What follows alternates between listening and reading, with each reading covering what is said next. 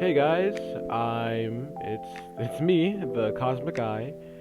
I know I normally I will upload art videos or time lapses, but I'm trying something new. Now, if you've ever checked my bio when viewing my channel, you'll know that I like stories, but I've never gone into detail about that. So I like reading stories, I like writing stories, I just like them in general.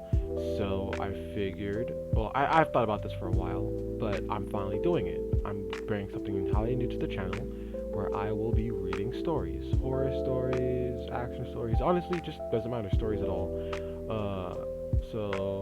Let's do this. These are just two stories that caught my attention by their name, and I saved them so I could read them later.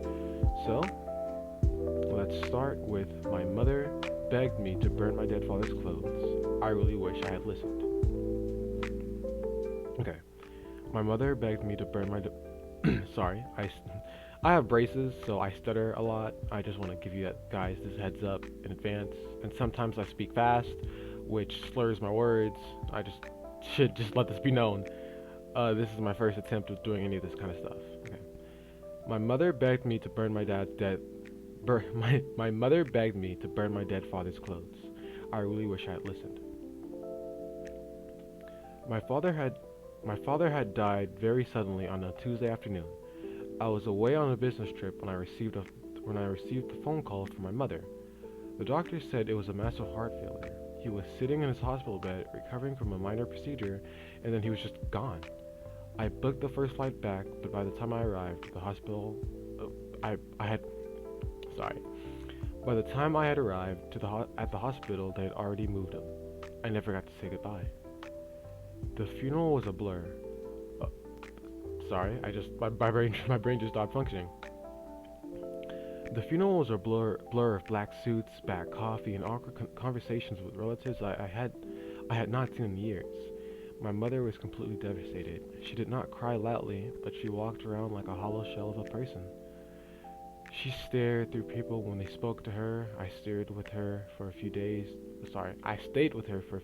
to help organize the paperwork, but she barely spoke to me. She just sat in her armchair, staring at the empty hallway. Eventually, I had to return to my own apartment across the city to get back to my job. After the funeral, my mother called me and asked me to come over. When I arrived, the house was dark. All the curtains were drawn closed. She was standing in the living room next to three large cardboard moving boxes. The boxes were sealed tight with heavy layers of packing tape. With She looked terrible. Her eyes were sunken and heavily bloodshot, and her hands were trembling violently. She pointed to the boxes on the floor. "Take these," she said, her voice cracking. They are his clothes. His winter coats, his suits, his work boots, everything he wore regularly. Regularly. Regularly. Sorry, I struggle with words every now and then, even simple ones like that. I reached down to pick up one of the boxes. It was incredibly heavy. "I can take them to the donation center this weekend," I told her, trying to be helpful. My mother grabbed my arm. Her grip was painfully tight. Her nails dug into my skin through my shirt. "No," she said, her voice rising in panic. "Do not donate them. Do not give them. Do not give them to anyone else. And do not ever try to wear them yourself. You need to burn them." I looked at her in complete shock. "Burn them?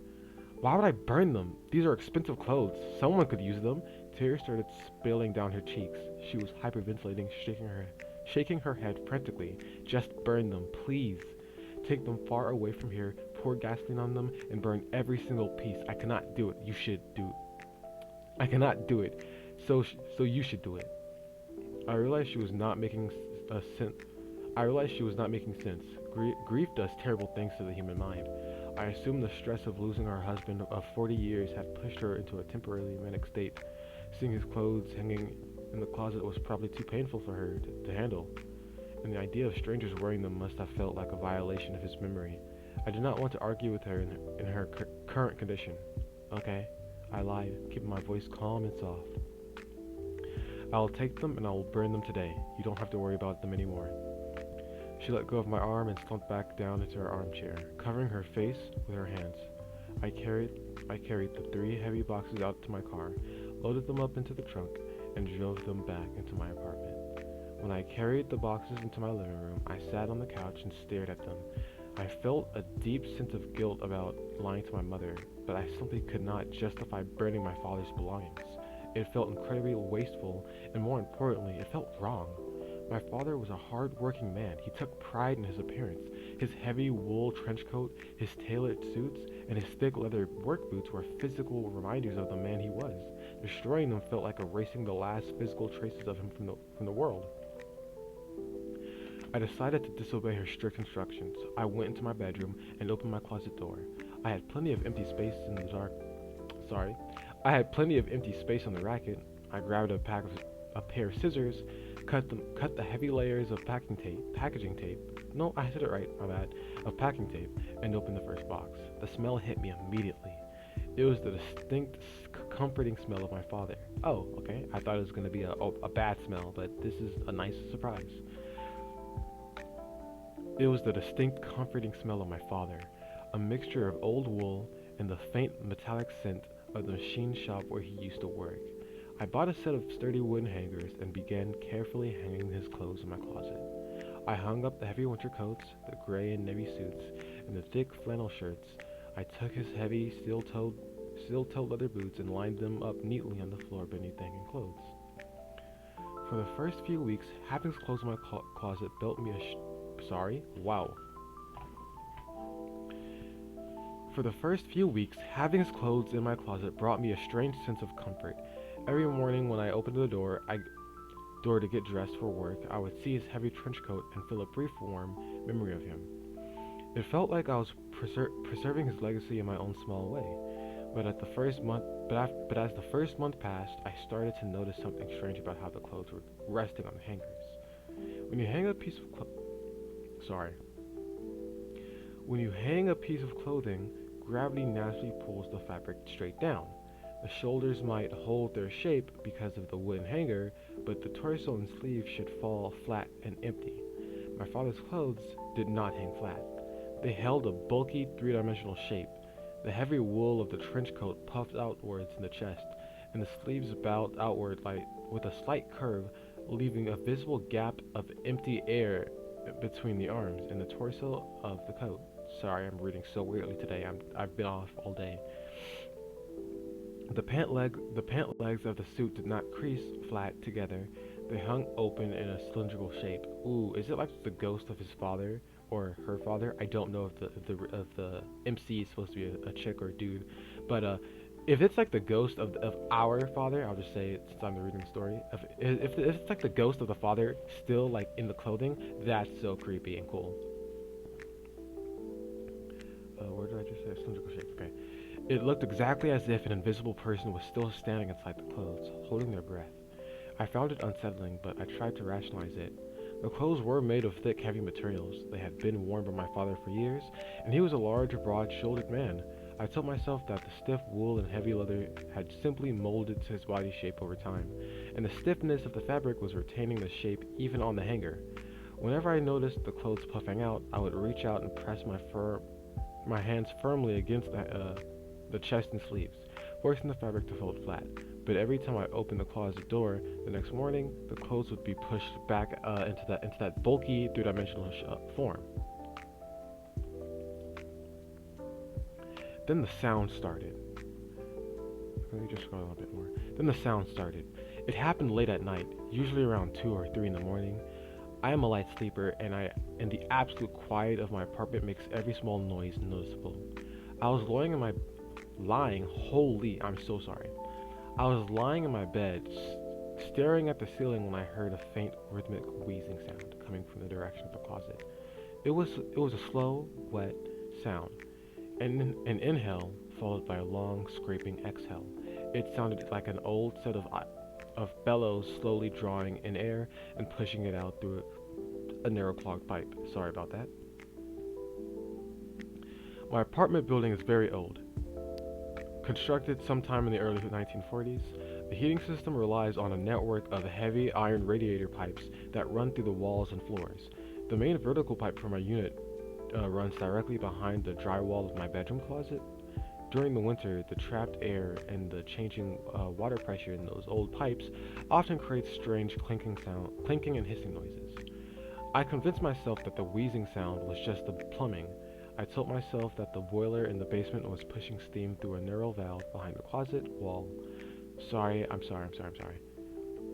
While creating a rhythmic breathing noise. It was a perfectly logical explanation, and it allowed me to roll over, put a pillow over my head, and go to sleep. I ignored the sound for weeks, accepting it as just another quirk of living in an old building.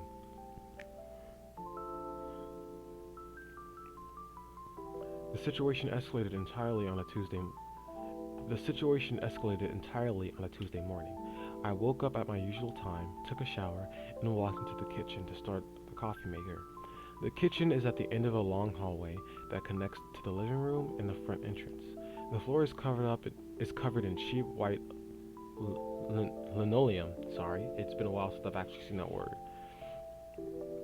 Sitting dead in the center sitting dead center in the middle of the kitchen floor were my father's heavy steel-toed leather work boots. Ooh, okay, I think it actually might be the ghost thing that I'm talking about. Either a ghost or possession, like the clothes are being possessed.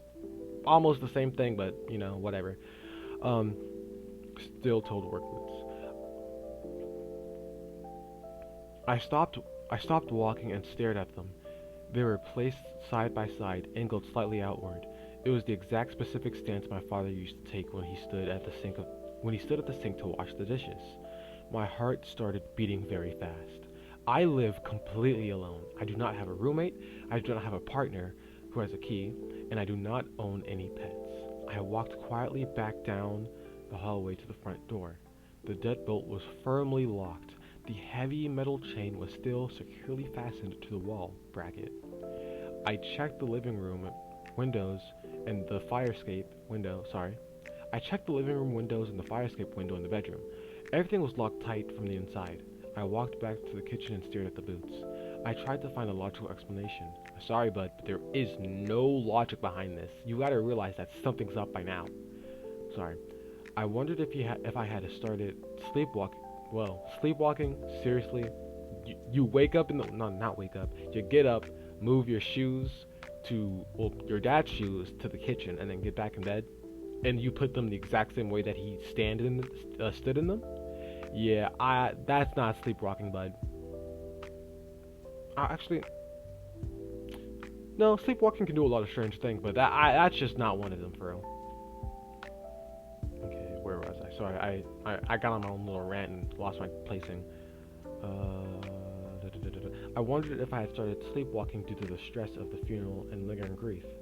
It was the only answer that made any sense. I must have gotten out of bed in the middle of the night, opened the closet, carried the boots to the kitchen, set them down, and gone back to bed without remembering any of it. I picked the boots off the linoleum. Wait a second. Was the boots linoleum, or was it the floor or carpet? I'm already starting to forget. What previously sitting dead in the center of the...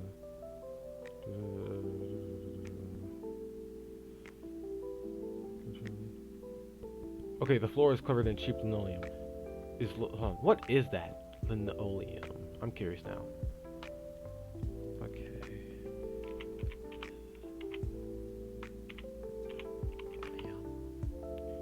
I spelt that completely. I was looking down. Okay. Linoleum is an eco-friendly, durable, and biodegradable flooring made from natural materials like linseed oil, wood flour, and cork dust. It's highly durable, often lasting 20 to 40 years, and it is well suited for high traffic areas, kitchens, and baths. Typically, cost range from... What does it look like? Oh, okay, this. I mean, it's nice that the author stated what the floor is made of, but high key, they could have just said the floor. They didn't have to specify exactly what it was made of and have to keep repeating it. But that's just a tiny little nitpick of mine. But still, it doesn't deter from the story. It just got me curious. Okay, I picked up the boots off. Wait, shit. I picked the boots off. Oh my goodness. I picked the boots up off the linoleum. They felt unusually heavy, and when my hand brushed the inside of the leather collar, the material felt unnaturally warm, as if someone had just pulled their feet out of them seconds ago. A cold shudder ran down my back. I carried the boots, back to the bedroom, put them on the closet floor, and pushed them all the way to the very back of the corner, hiding them behind a stack of storage bins. The next day, I left for work at 8 in the morning and returned to my apartment at 6 in the evening. I unlocked the front door, stepped inside, and dropped my keys into the small ceramic bowl on the entryway table. I walked into the living room and stood dead in my tracks. My father's heavy wool trench coat was draped over one of the wooden dining chairs. The chair was pulled back out from the table. The coat was positioned perfectly over the backrest, and the empty sleeves were resting flat on the top of the dining table. My father's work boots were sitting on the floor directly beneath the chair, positioned neatly side by side.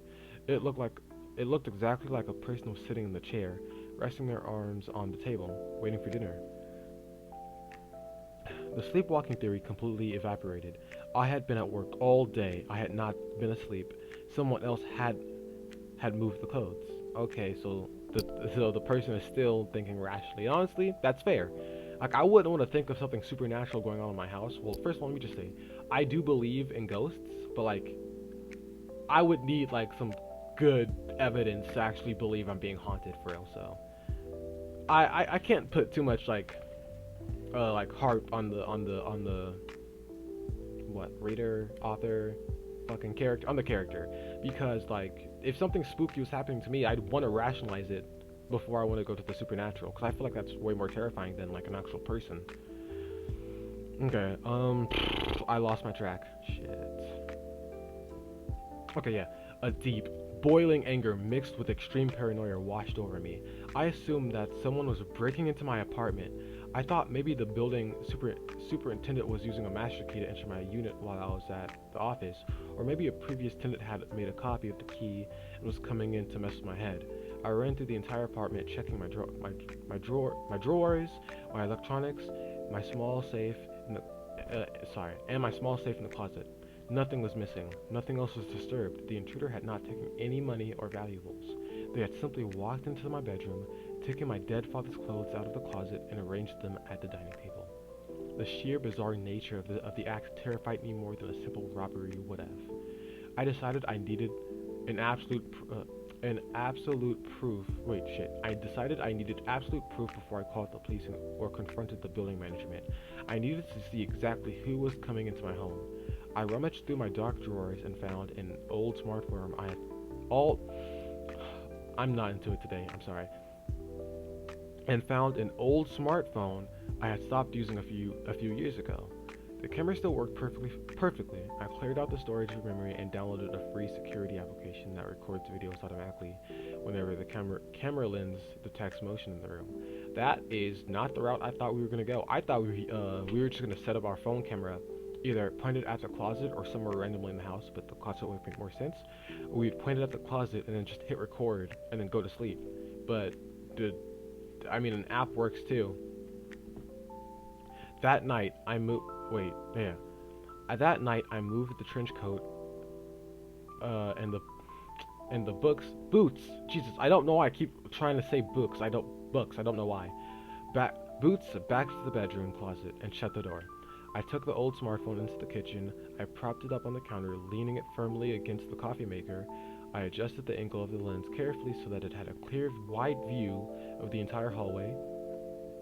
From that angle, the camera could see the front door of the apartment at the far end, and it could see the door to my bedroom on the right side of the hallway. Anyone entering through the front door, or anyone coming out of the bedroom, would have walked directly through the camera's field of vision. And actually, as I'm reading this, I was thinking, why wouldn't you put it at the closet door? But then it clicked to me that the reader is thinking that this is a person breaking into the home to do this, so it makes sense to actually have it pointing at the front door and not the closet. Okay, I plugged the phone into the wall outlet with a long charging cable so the battery would not die during the night. I activated the motion recording application, turned off all the lights in the apartment, and went into my bedroom. I closed the bedroom door and and locked the handle from the inside. I lay in my bed in the dark. The rhythmic wheezing sound coming from behind the closet door was louder than it had ever been. It sounded deep, wet, and labored.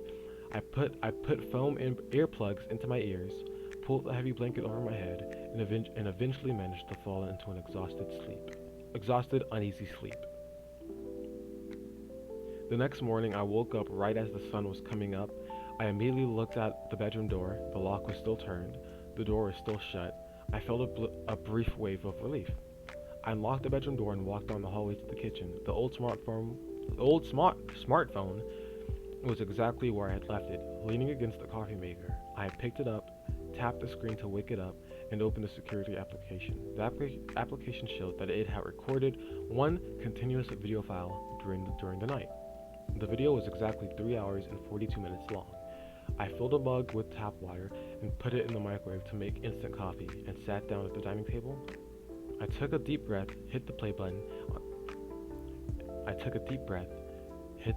on the screen, and watched the footage. The first 2 hours of the video showed absolutely nothing. It was just a dark, empty hallway of my apartment, faintly illuminated by the yellow glow of the streetlights shining through the living room windows. Whoa, wait a second. Are you telling me, okay, is it like it's shining through the windows and it's like peeking through the blinds, or do you just have no curtains whatsoever? Something about me that you should know is, first of all, I'm black, so that sing into the house nonsense, nah, I don't do any of that. If I can't cover my windows, I'm not sleeping there. So that already just caught me off guard. Okay, so the timestamp in the bottom corner of the screen rolled forward slowly. At exactly 2:14 a.m., the motion occurred. The bedroom door, the door I had locked from the inside, slowly clicked open. The handle turned smoothly, and the wooden door creaked as it swung wide into the hallway. I watched the screen, holding my breath, waiting to see the face of the intruder step out of the bedroom. Instead, my father's clothes stepped out into the hallway. It was the heavy wool trench coat, the gray suit pants, and the leather work boots, and under them was a thing I couldn't figure it out. It wasn't somehow clear, but it continued walking out of my bedroom, turning to face the camera, but the way it moved was completely wrong, and the shape filling the fabric was a nightmare.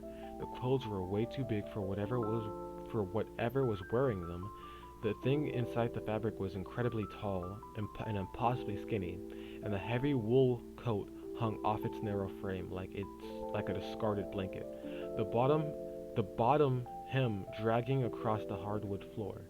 The suit pants bagged heavily around the legs, and that looked as thin as broomsticks. It moved like a broken mechanical machine. It did not have a smooth human gait. It took a slow, heavy step, with the right boot, paused completely for 2 seconds, twitched violently in the shoulders, and then dragged the left boot forward. Step, pause, twitch, drag. It walked slowly down the hallway toward the kitchen camera. Then it did something that defied gravity and broke my mind completely. The thing stopped in the middle of the hallway. It slowly lifted its right boot and placed the flat leather sole directly against the vertical drywall of the hallway.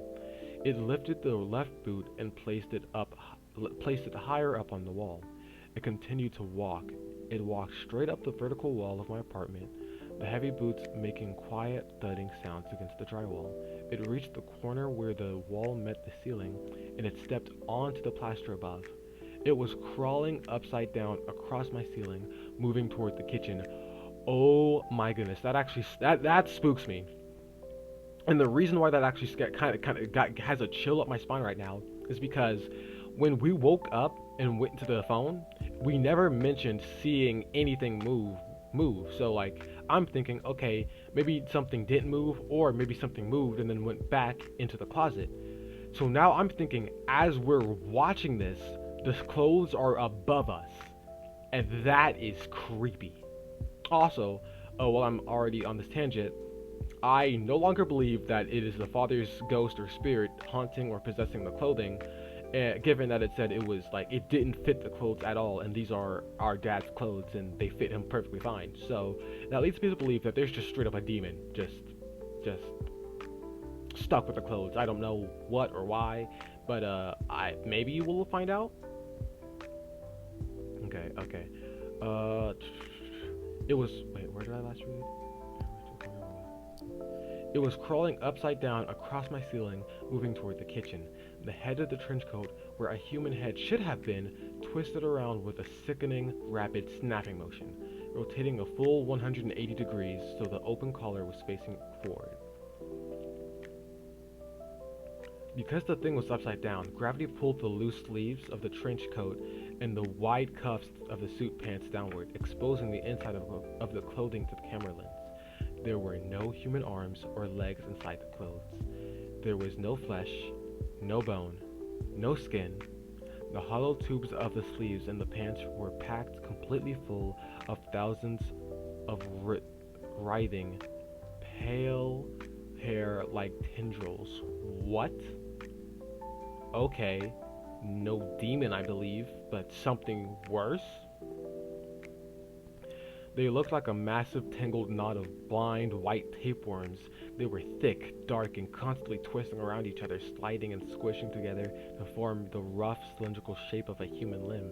The pale tendrils spilled out of the cuffs, gripping the flat plaster of the ceiling to pull the heavy clothes forward.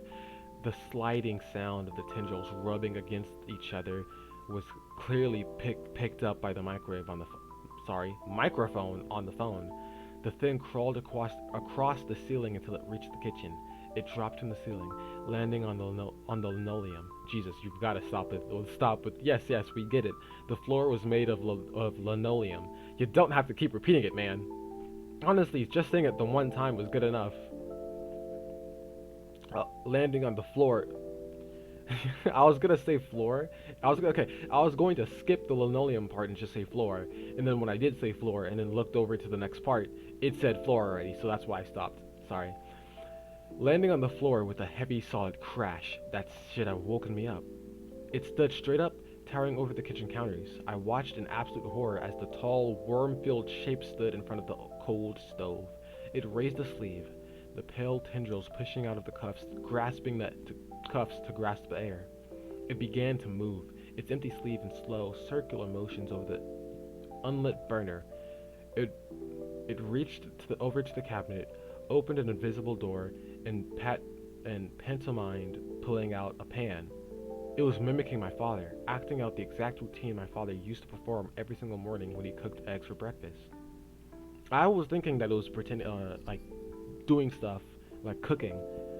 That's actually really cool and interesting.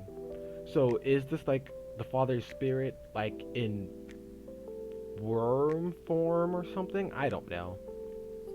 But whatever this is, it's pretty interesting. I stopped the video. I could not watch another second. My hands were shaking so violently that I dropped my coffee mug. It hit the floor and shattered into a dozen pieces, splashing hot water across my feet. I didn't care. I grabbed my actual cell phone from my pocket and dialed my mother's number. She answered on the second ring. Hello? I did not bother saying hello. I started talking immediately, my voice frantic, loud, and echoing in the empty kitchen. You need to tell me what you gave me. I yelled into the phone, tears of sheer panic forming in my eyes. I set up a camera. The clothes are walking around my apartment. There is something inside them. It's not human. It crawls on the ceiling. It's full of worms. It's in my house right now. The line went completely dead silent for 5 agonizing seconds. First things first, don't blame your mom for this. Like, oh, don't say, oh, what did you give me? She told you to burn them, and you didn't listen. So this is all on you. Okay. When my mother finally spoke, she did not sound crazy, and she did not sound confused. She exploded in a fit of pure, unhinged anger and absolute terror. I told you to burn them! She screamed at the top of her lungs, the sound distorting the speaker on my phone. I told you exactly what to do. Why didn't you listen to me, you stupid boy? You brought it inside. What is it? I screamed back at her, completely losing my temper. Whoa. Wait. The fear and the betrayal boiled over. The fuck you mean okay, the fear, understandable. The betrayal, the only one who displayed any type of betrayal was you when you didn't do what your mother asks. Like, okay, your reasoning was solid, but the fact that you came to her angry and screaming at her like, yo, what did you give me, and trying to call it a betrayal when she told you to burn the clothes is absolutely outrageous. I'm already not agreeing with the protagonist anymore. I was agreeing with them up until this point. Like, okay, your father's clothes has sentimental value to you. Understandable. You don't want to get rid of them and you don't want to burn them. Obvious. And you're thinking, okay, she's just grief, because grief works in different ways for different people. Then when you see weird stuff happen in your house, you're like, okay, it might be a person. You think it's a person, but once you know it's not a person, it's actually some entity or something, you don't have the right to be mad at your mother when she told you to get rid of the clearly tainted clothing. Sorry, that actually upset me. Why didn't you tell me the truth? Why did you just hand me boxes of haunted clothes and leave me in the dark? What the hell is in my apartment? Get out! She shrieked. Oh, okay. Get out, she shrieked, her voice dissolving to desperate, hyperventilating sobs. Oh, okay. When I read get out, I thought we were saying it, but then I realized that the mother is saying it, and I thought she was saying, like, oh, get out, because something was in the house with her. Like, oh no, get out, get out! But I just realized that she's telling us to get out of the house. First of all, to our protagonist's point of being like, oh, why didn't you tell me the truth? Well, I've got a very good answer for that one. We wouldn't believe her. Like, if your mother went to you and told you, hey, the clothes of your dead father, my dead husband, are moving around and just being weird at night, would you believe her? No. So if you just told your kid, or if your mother told you, hey, can you just get rid of these clothes? Actually, like, can you burn them? Like, would you do that? Yeah, either yes or no. It's just simple as that. Like, you'd have an answer, and you'd probably more than likely do it. So that statement at that point is like already like, what was it gonna do? Like, you weren't gonna believe her anyways. Okay, but sorry, just back to the story. Don't ask questions. Oh wait, I already read that part. Do not ask questions. Just drop the phone. Walk out the front door, and get out of the building right this second. I am getting my car keys. I'm driving there right now. Leave the apartment. What the fuck? I'm sorry. I stopped because I read the next sentence before I actually said it out loud. And I read probably the dumbest, stupidest thing so far in this entire story from our protagonist. So first of all, good story. I'm liking it. It's definitely getting me to show some emotion, but I do not like this main character. I am not going anywhere until you tell me what is happening. I demanded, pacing back and forth in the kitchen, carefully avoiding the shattered pieces of the mug. So you're telling me you now know for a fact that there is something wrong with the clothing that is in your home, mind you, and you chose to, and when you're told to get out, you don't. You're like, nah, I'm not gonna leave until you tell me exactly what is going on here. Mind you, we didn't finish the video, so we don't even know if the clothes are still in the kitchen. Honestly, the clothes could have just gotten back on the ceiling, which is what I think happened. So I don't like this character, man. I really don't. I didn't. No. She took a massive step. No, wait, shit. Sorry. My bad. She took a massive, shuddering breath, trying to force herself to calm down. You were not there when he died, she said, her voice dropping to a rapid, terrified whisper. The doctor said his heart was failing. I was sitting right next to his hospital bed, holding his hands. The room was quiet. The monitors were beeping slowly, and then he just sat up. I stopped pacing and listened, gripping the phone tightly. He sat straight up in the bed. She continued crying softly. He let go of my hand and pointed into the empty corner of the hospital room near the ceiling. His eyes were wide open, wider than I had ever seen them. He looked at me, and he said he was seeing something. He said there was something in the corner that he shouldn't be seeing. Something a living person is never supposed to acknowledge. He said he tried to look away, but he couldn't. He told me it was looking back at him. A cold chill washed over my entire body. He started screaming. My mother sobbed. He screamed at me to save him. He grabbed my arm so hard it left deep purple bruises on my skin. He was looking at the ceiling and begged for his life, and then the monitors flatlined. He died right there, looking at whatever was in the room. Okay. That is good. So once again, I no longer think it's the father in those clothes. I think whatever the worms or whatever they are, I think they are either responsible, like either they killed the father or they had a part in his death, and it's clearly something supernatural. I was about to say obvious. I was about to say, oh, it must be, but shit, no duh. So definitely something supernatural going on. Definitely something supernatural going on, and yeah, that's actually pretty terrifying. Okay, she paused, taking another ragged breath. The doctors rushed in, she said. They told me it was just terminal agitation. Oh, hell no. If I'm ever with my significant other or any type of family member or person I care about and in their final moments, they're screaming at something that I can't see, and they say, "Oh my goodness, I shouldn't be seeing this. No one should be. Please help me, save me, help me, save me, save me, save me." And they were perfectly normal.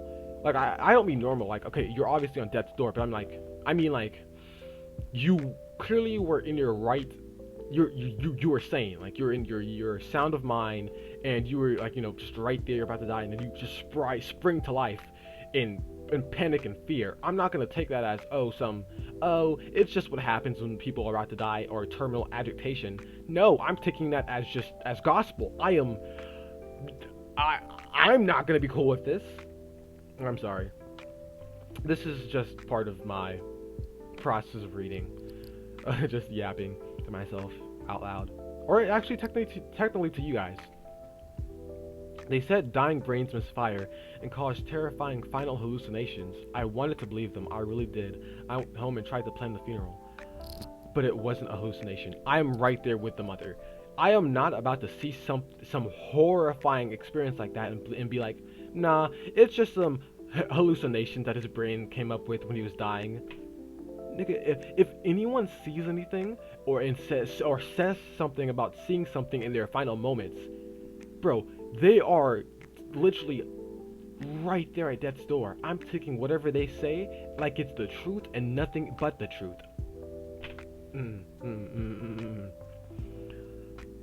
I sat quietly looking down the dark hallway toward my bedroom. No. Oh.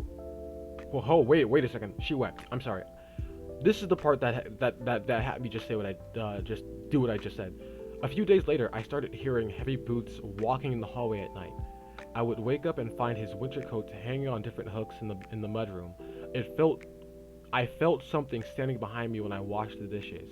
Something evil, something cold and completely wrong. Whatever he saw in the hospital room, it followed his passing. Oh, okay, never mind. It's the mother. I was reading this and thinking that we still didn't leave and that we just stayed there and we were just saying this, but it's the mother's account. Okay. Something evil, something cold and completely wrong. Whatever he saw in that hospital room, it followed his passing. It attached itself to the things he wore the most, the things that held his shape and his scent. It was trying to become him. Oh, okay. It's like a body snatcher. Well, not a body snatcher, but like, it took him after death. She sniffled loudly. I couldn't bring myself to burn his clothes, she confessed, her voice filled with heavy guilt. I was too paralyzed by fear to even touch them. Every time I got near the closet, I could hear the terrible wheezing sound. So when the feeling faded for a few hours during the day, I threw everything into the boxes, taped them shut, and then gave them to you. I thought if you took them away and burned them, the fire would destroy the physical anchor, and the thing would leave. I am so sorry. I am so sorry. Please just listen to me now. Run out the door. I am leaving right now, I told her. I'll meet you on the street in front of the building. I'm still mad at the main character for real. I just can't let that go. I hung up the phone. I did not bother packing a bag. I did not grab my jacket. Wait, I did not grab a jacket. I just wanted to get out of the apartment and stand in the bright sunlight. I walked quickly down the hallway to the front door. I grabbed the brass handle and twisted it. It did not move. Oh boy. It's wraps. Okay. I grabbed the deadbolt knob and tried to turn it to the left to unlock the door. It was completely jammed. I put both of my hands on the lock and twisted with all my strength, planting my foot against the door frame for leverage. The physical metal cylinder was locked solid, refusing to budge a single millimeter. Okay, I know we're in an apartment. How high up are we? Because we've got a window. Actually, no. I was about to say, hey, let's just jump through the window and just hope we land on something that can break our fall. But I think I remember earlier reading something about like a fire escape or window escape. If we have one of those, then we could just take that to get out. I reached toward the small ceramic bowl sitting on the entry table, where I always drop my keys the moment I walk inside. The bowl was completely empty. Is the thing outside of the house? My keys are gone. Pure panic surged through my chest, making it difficult to breathe. I turned around and ran. Sorry, I stopped because I heard a storm. Pure panic surged through my chest, making it difficult to breathe. I turned around and ran back down the hallway to the kitchen, desperately searching the countertops and the table, hoping I had absent-mindedly placed my key somewhere else the night before. The counters were clear. My eyes landed on the old smartphone sitting by the coffee maker. When I stopped watching the security footage to call my mother, I had only paused the video. I had not finished watching the entire file. Yep, I said that earlier before. The recording was 3 hours and 42 minutes long. I had stopped watching shortly after 2:14 a.m. timestamp. I reached out with a trembling finger and tapped the play button on the screen, desperately hoping the video would show me the tall, distorted thing taking my keys and placing them somewhere else in the apartment before the recording ended. The video resumed on the phone screen. The thing finished its pantomime of cooking breakfast at the stove. It slowly turned around, dropping its long arms to its side, and walked out of the kitchen. It headed back down the dark hallway, moving with that broken, twitching mechanical gait. I watched the screen, my blood turning to ice water in my veins as the thing walked straight into my bedroom. The angle of the camera caught the very edge of my bed through the open doorway. On the small screen, I could clearly see myself sleeping soundly under the heavy blankets. The thing wearing my father's clothes walked right up to the side of my bed. It stopped. It stood perfectly still, towering over my sleeping body. It did not move. It did not reach out. It simply stood there in the dark for 4 straight hours. I watched the timestamp on the video rapidly fast forward. 3 a.m., 4 a.m., 5 a.m. The entire time the thing stood motionless, except for the thousands of pale, wet tendrils pushing out of the open collar of the trench coat, writhing and twisting in the dark as it stared down at me. It was just watching me sleep. Then the timestamp hit 5:50 a.m., right before my alarm usually goes off. The thing finally moved. It turned away from the bed, walked out of the bedroom, and walked right past the kitchen camera, heading straight to the front door at the end of the hallway. I watched as the creature reached out with a sleeve entirely packed with twisting white worms. It reached into the ceramic bowl on the table and picked up my keys. Then it locked the door firmly from the inside. Then the thing walked over to the living room window. It slid the glass pane open. It held its arms out and then dropped my keys into the busy street 3 stories below. It closed the window, turned around, walked back into my bedroom, and stepped into the closet. The closet door slowly clicked shut behind it. The video ended. Oh my goodness. Okay, first things first, as I said before, I thought that the thing was either still in the house, the kitchen, or that it had left the building. And I thought that if it left, it took the keys with it. I didn't think that it locked the door from the inside firmly, and then tossed the keys outside. That's bad. Okay, so I'm thinking because the thing saw the camera, it's like, okay, you're going to see me, and when you do, you're probably gonna try and leave. I'm not gonna let that happen. So it then did what it did of getting rid of the keys, and then locked the person inside the house with it.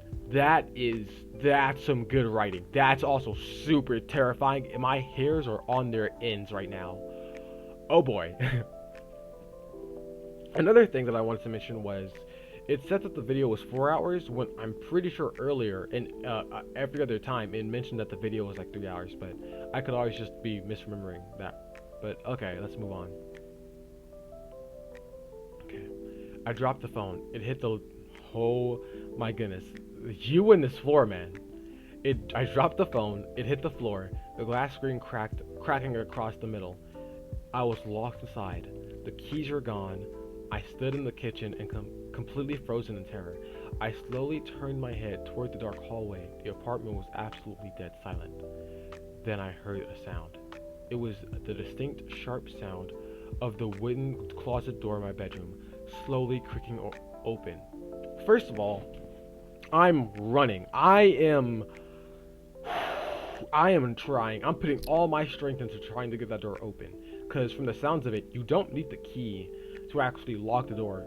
Especially since you're on the inside, you should never need a key to lock your front door from the inside.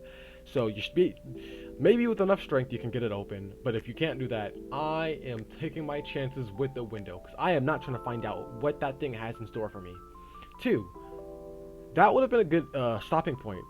You know, just for an open-ended story. But like, I'm glad that it's not, because I want to see how this ends. But that I just couldn't help but think that, yo, that would be like a nasty stopping point. Good, but something to be desired, you know. Okay,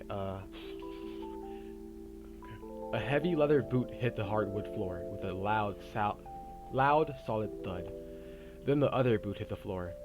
A slow, mechanical dragging sound followed, moving them from the closet out into the center of the bedroom. Accompanying the heavy footsteps was a squishing, shifting noise that sounded like raw meat being ground together.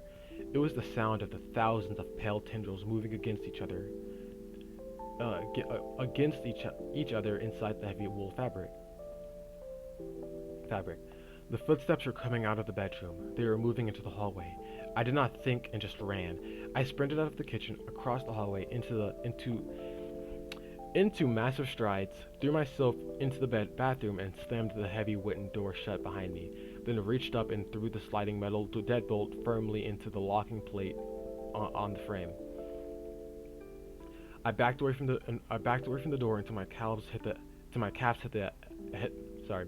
edge of the porcelain bathtub. Okay. Oh my goodness. Okay. I like the story, but you and specifying what things are made out of is actually killing me, man. Like, if you do it once, like in the beginning of a story or in the maybe midway through because it's something new, like if you do it for everything one time, it's fine. I won't comment on it. But you constantly mentioning, oh yeah, it's made of this. It's an unneeded sense of repetitiveness, you know? Okay. The edge of the bathtub, and I fell backward into the empty tub, pulling my knees up tightly to my chest. I pulled my cell phone from my pocket and dialed emergency services. When the operator answered, I spoke in a frantic, hushed whisper. I told them there was an intruder in my apartment. Okay, first things first. I already love... Okay. I know I said I was mad with the protagonist, and I still kind of am. Not really, but kind of. But if there's one thing I have to, and I mean have to respect, it is the fact that they said there was an intruder in the house and not something. Because whenever you call the cops and you say, oh, there's a monster or a thing or a creature in my home, like they don't take you in stories like this, or just stories in general, they don't take you seriously because it's like, okay, a thing, you clearly can't be of your sound mind. So if I was ever experiencing some supernatural like thing, I would personally say, oh yeah, there's an intruder or a person in my home breaking in trying to hurt me. Like I wouldn't say, oh, they're supernatural. I'd say a human. Like I'd say, oh yeah, I'd make it sound like it's a human threat. So I my respect, actually no, not respect, but my disdain. No, that's bad. My opinions towards the protagonist is rising again. It back to where it once was. I just wanted to just give some some cheers for that. Okay. Where did I leave off? When the upper, wait, shit, where did I just,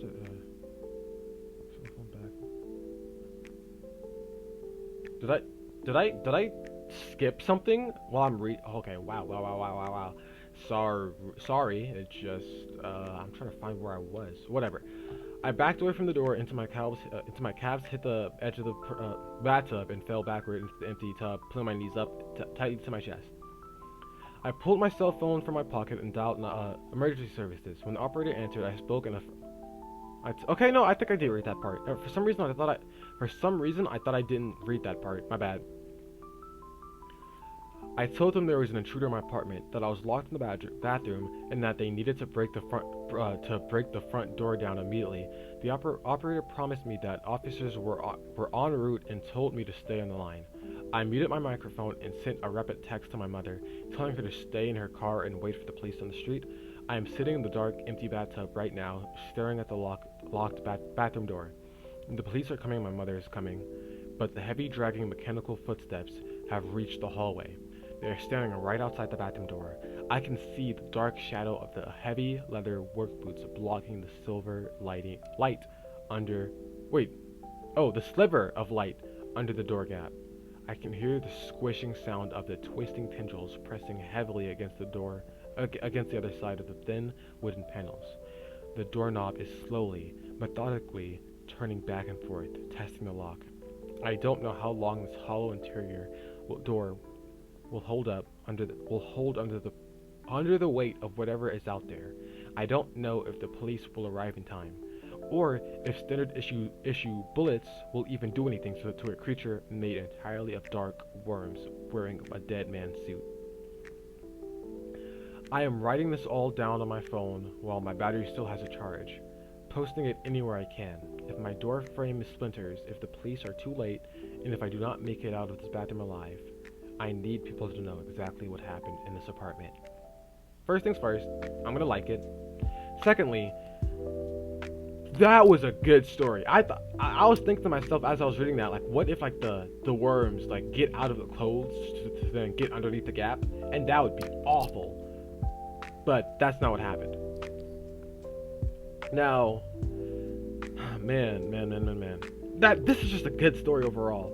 I don't want to keep this video too long, but man, that's good. Now, I was going to read a second story that I had saved in this video as well, because I was thinking that this, because I know, because I skimmed through the second one, that it's pretty short, and that this was pretty long, but I didn't skim through all of this, so I figured that it was long, but not too long, and I just do both stories in one video. But I'm already given how dry my tongue is currently, well, my mouth is, I should have just said that first, I don't know why I did that, sorry, but given how dry my mouth is, and how I'm actually a little bit tired, I'm just going to end the video here, and I'm going to make another video actually showing the second video, and I might actually, the second story, and I actually might find a third one for that video, because like I said, that story is short, or I'll just record that part at a later date, and then upload this all as one thing, but if I don't do that, then just know that I want to know your thoughts in the comments. Did you guys like the fact that I'm trying to do new stuff with the channel? Did you guys like that I'm reading stories? Sorry about the constant starting and stuttering and just straight up misreading of words, because I you know, things happen, but I can assure you this won't be like this forever if I do continue to do story readings, which I actually want to do because I do like stories and I like reading them. And even if this doesn't do good on the channel, I think I'll just do this every now and then. And if it does, then I'll just do it regularly. But I'm trying to make a switch. I want to make a switch from. Well, I'm hoping that these do good enough that I can make a switch from art to then do stories mostly, and then art can just be in the back end of things, because this is just what I like doing more. So if you guys have any like comments or recommendations or suggestions, just let me know. And about suggestions, I would like to like get other story ideas to read, because I don't only want to read from Reddit, but this is where I'm gonna be for right now. So yeah, this was me, the Cosmic Guy, and I'm signing out. Later.